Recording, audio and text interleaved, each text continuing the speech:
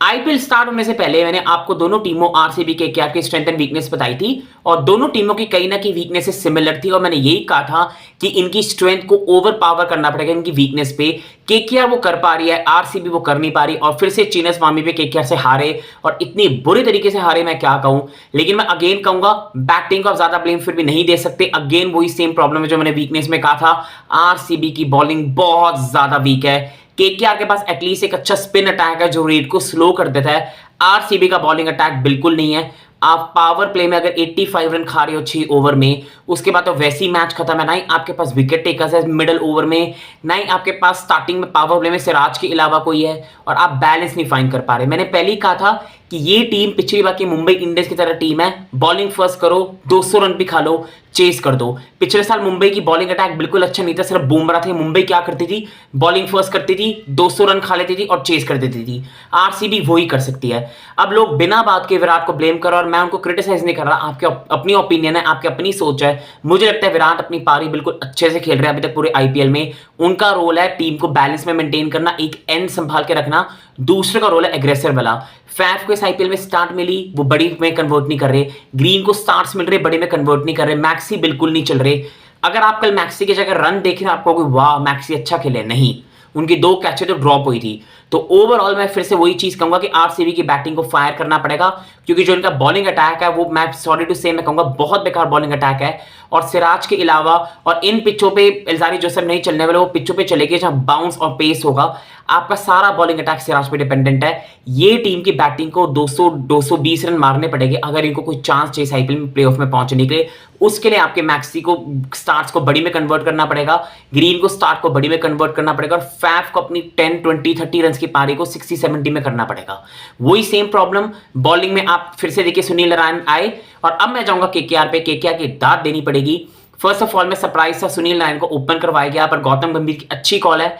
सुनील नारायण ने आके दोनों मैचों में आपको स्टार्ट दी। पिछले में आउट हो गए थे पर बॉलिंग अच्छी कर रहे हैं और इस बार आके उन्होंने बहुत अच्छी बैटिंग करी। उसके बाद वेंकी अय्यर आपके 3 पे आ रहे हैं, अय्यर 4 पे आ रहे हैं, टीम को एक बैलेंस मिल रहा है। केकेआर की भी मैंने सेम प्रॉब्लम कही थी कि आपका पेस अटैक कहने की इनएक्सपीरियंस है, स्टार्क है लेकिन हर्षित राणा है, लेकिन हर्षित राणा इवन अभी स्टार्क से भी अच्छा परफॉर्म कर रहे हैं। और मैंने एक चीज कही थी कि इनका स्पिन अटैक रेट को स्लो कर सकता है, विकेट भी ले सकता है। पर ये टीम भी ऐसी टीम है जो 180-90 रन खाने वाली टीम है। पर केकेआर का डिफरेंस ये है कि इनकी बॉलिंग एक मिनिमम स्टैंडर्ड पे बॉलिंग कर रही है, 180-90 रन खाने टाइप बॉलिंग कर रही है, पर उससे ऊपर नहीं। आरसीबी तो ऐसी बॉलिंग कर रही है कि 220 रन पे खा देगी। ये डिफरेंस है दोनों टीमों में। उनके पास नारायण और चक्रवर्ती है जिन्होंने आरसीबी का रेट इतना स्लो कर दिया था। आरसीबी के भी 60 रन हो चुके थे 6 ओवर में, फिर उन्होंने इतना स्लो रेट कर दिया कि आरसीबी से शॉट ही नहीं लगे। नारायण, चक्रवर्ती, हर्षित राणा, एटलीस्ट आपकी कोई डिसेंट बॉलिंग अटैक है, स्टार्क है जो अब धीरे धीरे जाके फॉर्म में आएंगे।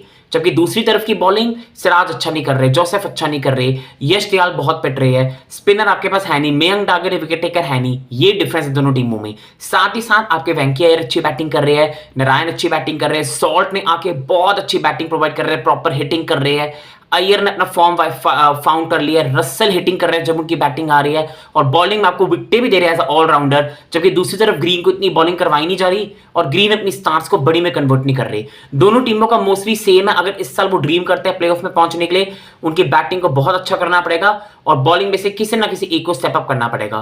केकेआर वो चीज कर रही है, आरसीबी नहीं कर रही, तभी केकेआर की 2 विक्ट्री हो चुके हैं, आरसीबी 1 जीती है 2 हारी है। पर मैं यही कहूंगा 182 टोटल इतनी जल्दी नहीं चेस होना चाहिए और आरसीबी को किस आईपीएल में कुछ करना है, या तो आप जोसेफ की जगह टॉपली को लेके आइए, पर उसके बाद फिर क्या होने वाला है, आपका दूसरा बॉलिंग अटैक वीक है। आरसीबी के लिए सिर्फ यही आप विश कीजिए कि अपोनेंट को 200 पे रिस्ट्रिक्ट कर दीजिए, टॉस जीत के बॉलिंग कीजिए और बैटिंग में मैक्सी ग्रीन सब चलने लग जाए और आप चेस कर दे। केकेआर के लिए वही है, कंटिन्यू करते रहिए। मुझे सिर्फ केकेआर का ये देखना है कि जब वो चेन्नई जैसे टीमों के सामने आएगी तब उनका बैटिंग अटैक कैसे परफॉर्म करेगा और उनकी बॉलिंग उन टीमों को 180 पे कैसे रोकेगी। तो यहीं पे मैं वीडियो एंड करता हूँ। आशा करता हूँ आपको वीडियो अच्छी लगे। लाइक सब्सक्राइब कीजिए और अपने ओपिनियन दीजिए। शुक्रिया।